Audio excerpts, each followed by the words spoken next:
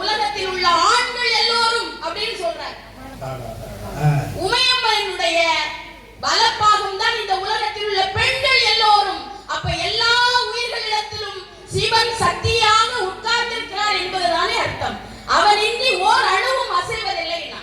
அதானே சொன்னாங்க, உலகனும் நாடக மேடையிட்டான் அதில் உயிர்களை எல்லாம் ஆடவிட்டான். உலகனும் நாடக மேடையிட்டான் அதில் உயிர்களை எல்லாம் ஆடவிட்டான். அசைந்திடும் மரம் செடி கொடிகளிலே, அசைந்திடும் மரம் செடி கொடிகளிலே அந்த அம்பலத்தரசன் ஆடுகின்றான்.